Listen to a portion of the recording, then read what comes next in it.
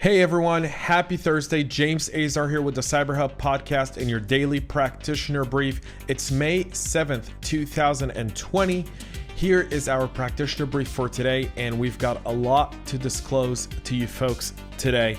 Again, you can get this practitioner brief by going to our website, cyberhubpodcast.com, subscribing there. You can get this PDF with all the links and all the information you need directly in your inbox daily, as well as you get to listen to this podcast. And as we go along, we'll really go deep into some of these vulnerabilities and some of these challenges that we're all experiencing to find solutions. We'll start to take calls, emails, and so forth.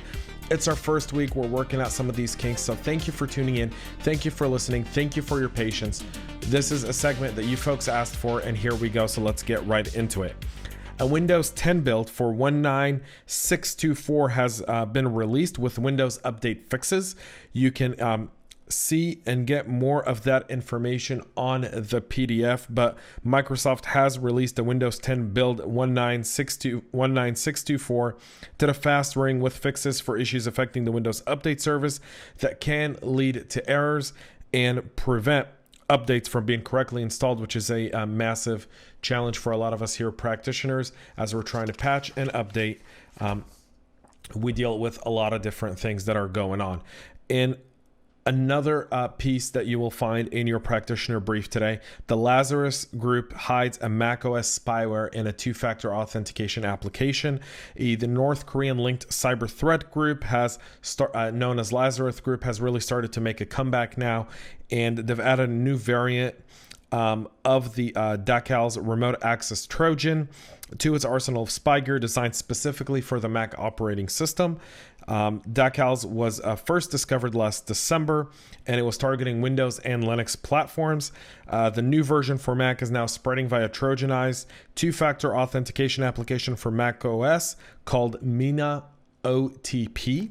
It's mostly used by Chinese speakers. However, through a little investigation of our own, we've been able to find it in the US, Canada, and other places, predominantly among Chinese speakers as well, but also impacting foreign nationals as well, foreign organizations as well, here in the States and other places. So a few things to do about this. In our PDF, we actually highlight how this Trojan looks in the macOS operating system and where to find it to see if whoever's downloaded this app on their macOS has been infected by this. So you can get our PDF, cyberhubpodcast.com, get the PDF there. We have all those details. I can mention it and talk about it, but folks, you get the PDF. It's absolutely free. Just go get it, sign up for it there, and you'll be able to get that. So let's go and COVID-19's been on our minds, but we started this year with a really massive challenge with Citris.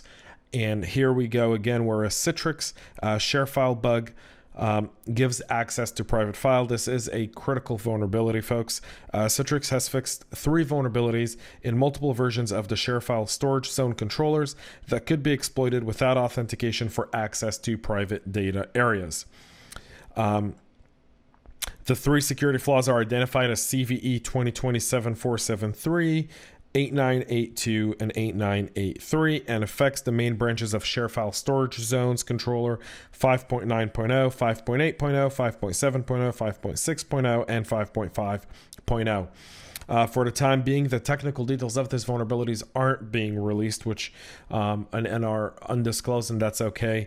We get that we don't want to let the bad guys know what we can't fix right now.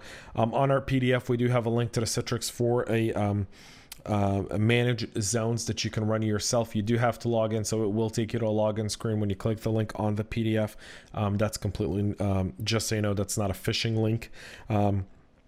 As well as there's a simple tool that checks if your ShareFile server is vulnerable to CVE 2020-7473, and it's available on GitHub. You can find that there as well. And our final thing for this Thursday is SAP announces security issues in cloud-based products. So German software maker SAP has announced on Monday that it started to fix security issues identified in several of its cloud-based products. The company discovered the problems after an internal review. The list of affected products include the SAP SuccessFactors, the SAP Concur, SAP Caladius Cloud Commissions, SAP Caladius Cloud CPQ, as well as SAP C4C Sales Cloud and SAP Cloud Platform and SAP Analytics Cloud. It's estimated that this is impacting around 9% of SAP's customers. SAP at this time doesn't believe that any data has been compromised. There's still not a fix for these vulnerabilities. They're undisclosed in terms of what they mean. So one of the things we're recommending here and with the council is to harden security and monitor around these apps if your business is using them. Set up two-factor authentication. Monitor the logs, specifically looking for any abnormalities within that data to indicate if you've been compromised by this vulnerability. That's it for our practitioner brief today, folks. Thanks so much for tuning in. Make sure you subscribe, like us on LinkedIn, YouTube, Facebook, and Twitter at the CyberHub Podcast. And that's it. This is James Azar, folks, signing off and wishing you all a very safe Thursday and stay cyber safe.